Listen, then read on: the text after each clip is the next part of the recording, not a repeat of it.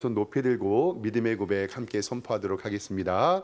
나는 천지를 지으신 여호와께 복을 받는 자입니다.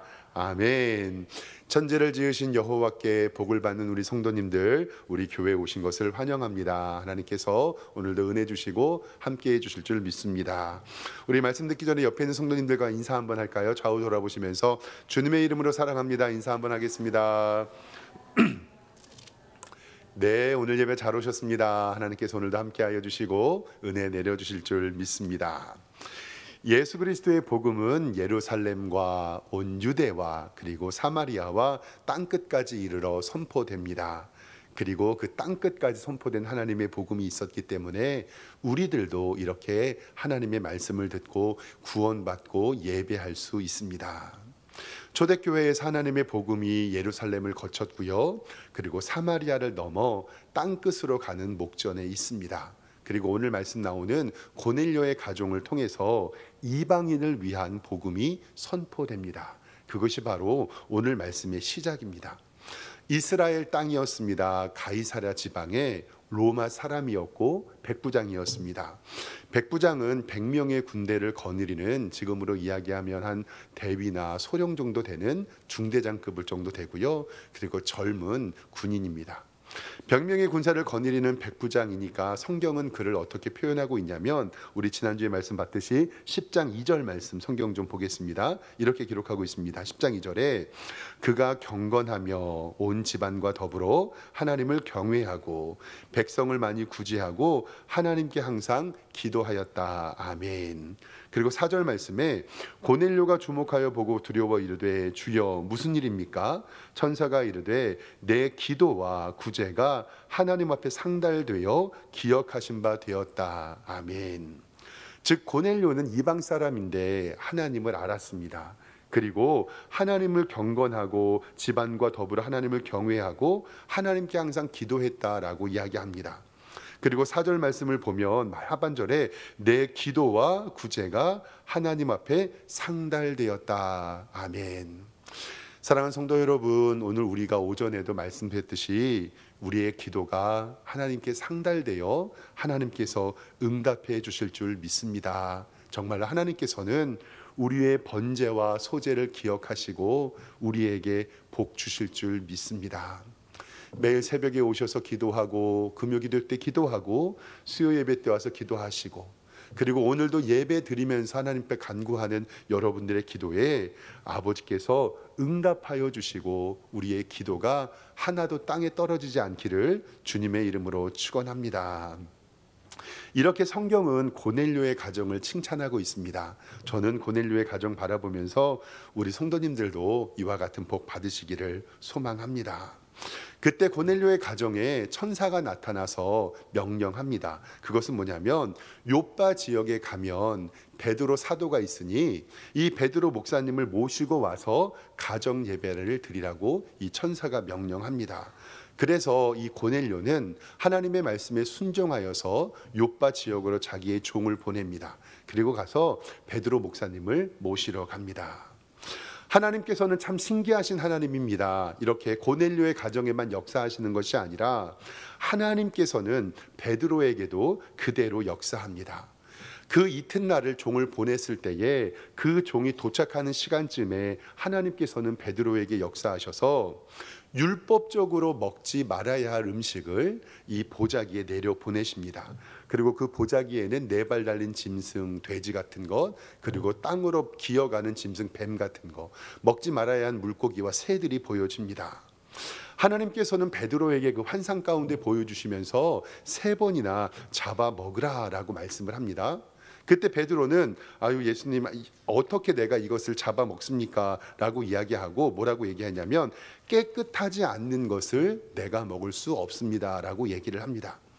그러나 하나님께서는 베드로에게 뭐라고 말씀하시냐면 깨끗하게 하신 것을 왜 속되다고 하냐고 말씀합니다. 즉 베드로가 볼 때는 그것이 깨끗하지 않은 것인데 하나님께서 볼 때는 그것은 깨끗하다라고 말씀합니다. 이것이 바로 하나님께서 이방인의 선교의 문을 여시는 장면입니다. 즉 베드로가 생각했던 깨끗하지 않은 음식은 이방인이었지만 하나님께서 생각했던 깨끗한 음식은 바로 이방인이었습니다. 즉 똑같은 대상을 두고 베드로는 깨끗하지 않으니 내가 음식을 먹지 않겠습니다라고 했지만, 하나님께서는 내가 이것을 깨끗하다고 한 것을 왜 너가 속되다고 하냐고 하면서 이방인의 선교의 문을 열어주십니다. 그런 환상을 보고 고넬료를 찾아간 성령님, 그리고 베드로에게 환상을 보여주신 성령님, 이 성령님은 같은 하나님, 한 분 하나님을 꼭 기억하시길 바랍니다. 성령님은 한 마음 한 뜻으로 일합니다. 그래서 저는 늘 기도하는 것은 뭐냐면, 우리 교회가 늘 한 마음으로 한 뜻 되기를 정말 기도하고 주님의 이름으로 축원합니다. 지난주에 에베소서의 말씀에도 보았듯이 하나님도 한 분이시고 예수님도 한 분이시고 성령님도 한 분이시고 주도 하나이요 믿음도 하나이요 그리고 세례가 하나다. 이 세례는 성부와 성자와 성령으로 이름 주는 이 세례가 하나다라고 말씀하시면서 하나님의 교회가 하나됨을 우리에게 말씀하고 있습니다. 교회가 어지럽고 교회가 힘들 때요, 정말로 일어나는 특징 중에 하나가 있는데 그것이 바로 분열입니다. 사탄은 교회를 바라보면서 어떻게든 교회를 나누고 서로 당을 짓고 교회를 찢으려고 합니다. 그 마지막 때에 조심하라는 말씀이 유다서 1장 18절에 기록이 되어 있는데 함께 화면 보면서 보겠습니다. 유다서 1장 18절에는 이렇게 기록하고 있습니다. 거짓 교사에 관한 말씀인데요, 그들이 너희에게 말하기를 마지막 때에 보세요, 자기의 경건하지 않는 정욕대로 행하며 조롱하는 자들이 있으리라 하였나니, 우리가 일반적으로 18절 하반절 말씀에 경건하지 않으며 정욕대로 행하는 자들은 세상의 욕심을 쫓고 세상의 유흥을 즐기는 사람으로 알지만, 성경은 정욕대로 행하여 조롱하는 자들을 그렇게 이야기하지 않습니다. 19절에 뭐라고 말씀하냐면, 이 사람들은 위에 이야기하는 경건하지 않고 정욕대로 행하는 사람입니다. 무엇을 일으키는 자라고 해요? 분열을 일으키는 자며, 그리고 그 사람들은 육에 속한 자며 성령이 없는 자다. 즉 마지막 때에, 잠깐 뒤에 말씀 19절 말씀 보겠습니다. 이 사람들이 하는 일은 뭐냐면 교회에서 분열을 일으키고 육에 속한 자며, 이 분열을 일으키는 자들은 무엇이 없는 사람이죠? 성령이 없는 사람. 성령이 없는 자들은 반드시 분열을 일으키게 되어 있고 자기의 정욕대로 행한다라고 성경에 기록하고 있습니다. 20절 말씀입니다. 보세요. 사랑하는 자들아, 너희는 너희의 지극히 거룩한 믿음 위에 자신을 세우고 성령으로 기도하라 라고 말씀합니다. 왜냐하면 하나님의 교회에 임하시는 성령님은 한 분이신데, 하나님의 사랑 안에서 자기를 지키며 영생에 이르도록 우리 주 예수 그리스도의 긍휼을 기다리라 라고 말씀을 합니다. 가끔씩 저희 집에서 아이들과 함께 외식할 때가 있거든요. 제가 아이들에게 물어봅니다. 오늘 먹고 싶은 거 뭐 먹으러 갈래? 그러면 이제 아이들과 제가 먹고 싶은 게 다를 때가 있거든요. 그러면 아이들이 먹고 싶은 것과 제가 먹고 싶은 거 다를 때 어떻게 해야 되죠? 제가 농담으로 성령이 하나 되신 것으로 기도하자라고 이야기합니다. 그리고 제 마음대로 정하죠. 제가 이제 웃으면서 말씀을 드렸는데 보세요. 고넬료에 임했던 성령님께서 베드로 목사님에게 임하고요, 하나님께서 그를 통하여 같이 역사하는 것이 바로 하나님의 교회입니다. 저는 정말 우리 석샘교회가 이렇게 되기를 원합니다.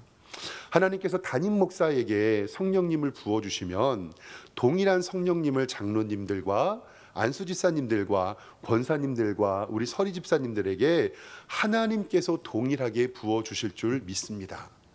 때로는 의견은 다를 수가 있지요. 그러나 하나님께서 주시는 은혜로 말미암아 그 뜻이 하나가 될 때 하나님의 교회가 든든히 서가게 됨을 믿습니다.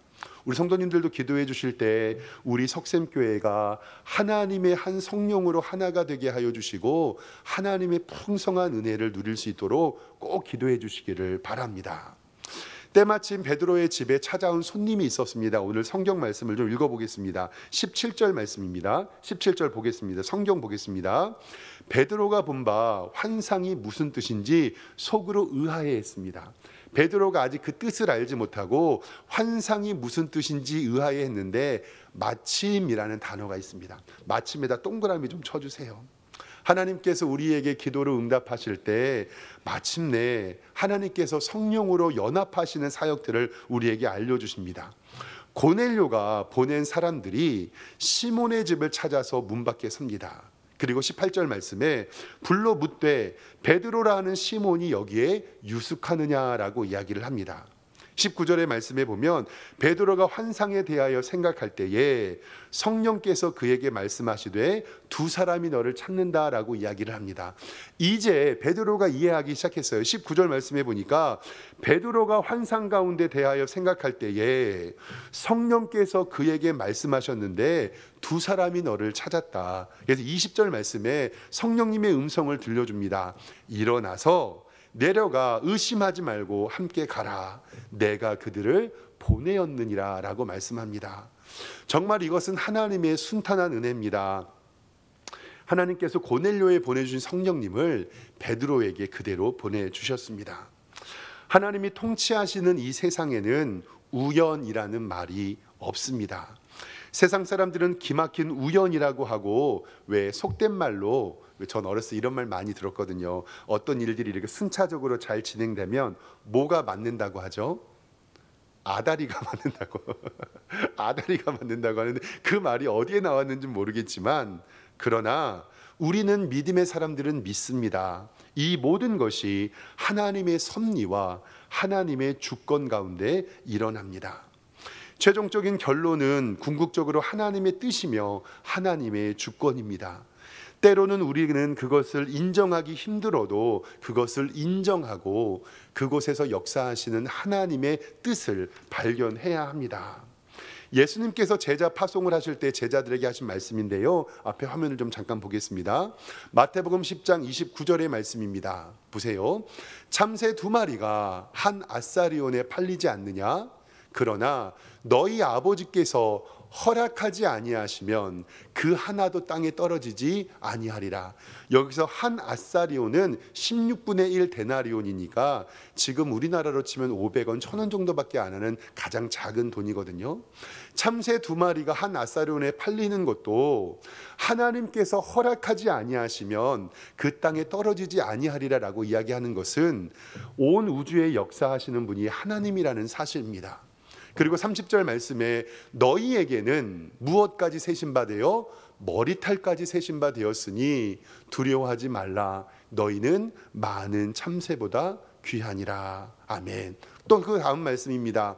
에베소서 1장 11절 말씀에 보면 모든 일을 그의 뜻대로 결정대로 일하시는 이의 계획을 따라 우리가 예정을 입어 그의 안에서 기업이 되었으니 이는 우리가 그리스도 안에서 전부터 받았던 그의 영광에 찬송이 되게 하려 하심이라. 아멘.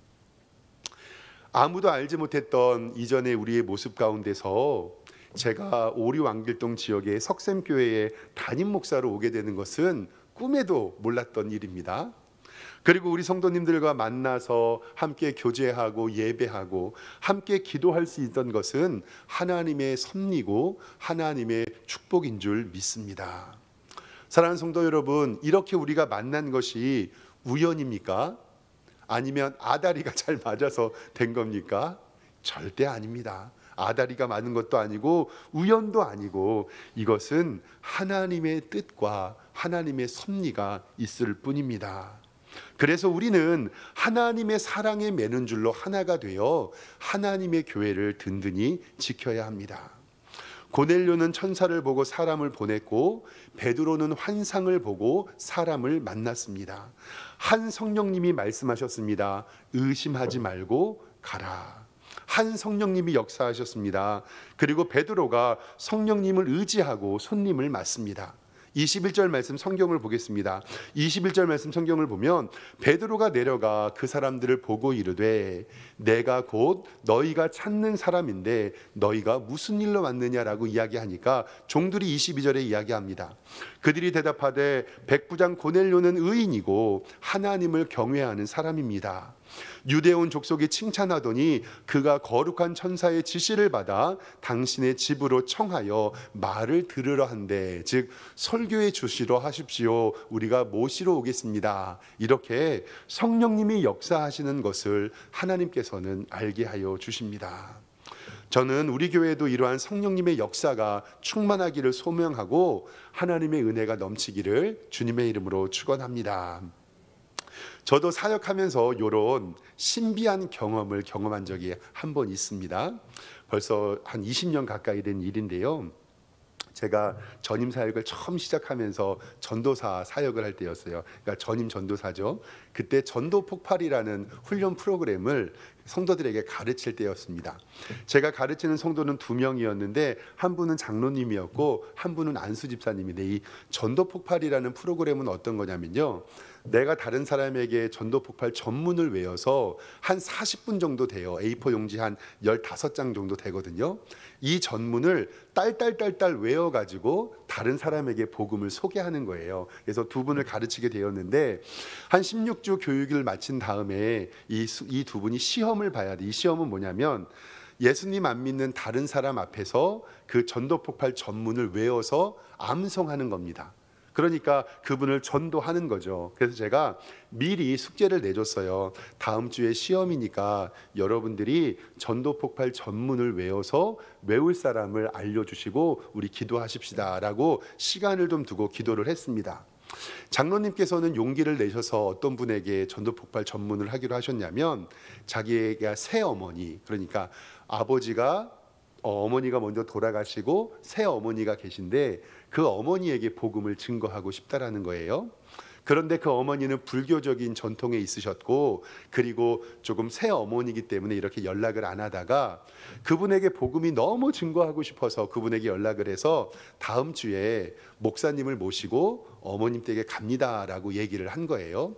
근데 그 전화를 받은 새 어머니가 너무나도 두려우셨대요.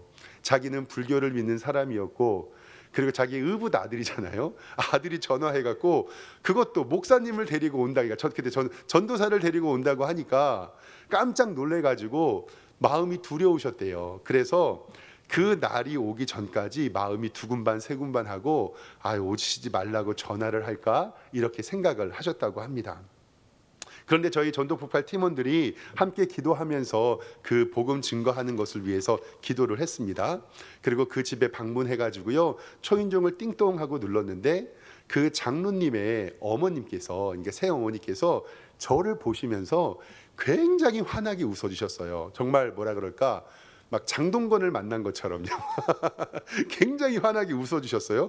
전 속으로 의아했지만 기도하면서 어떤 방법을 택했냐면, 그 전도폭발 전문을 어떤 성도님들 앉혀놓고 다 읽으면 굉장히 좀 지루해 하시거든요. 그래서 원문을 그 어머니에게 주면서 이렇게 얘기했어요. 아드님께서 저랑 같이 공부를 했는데 어머님이 해주실 것은 뭐냐면 아드님이 잘 외우는지 좀 체크를 해달라고. 그러니까 복음을 증거하는데 이 어머니가 눈이 동그래가지고 아들이 외우나 못 외우나를 이렇게 빨간 펜으로 체크를 해주시는 거예요.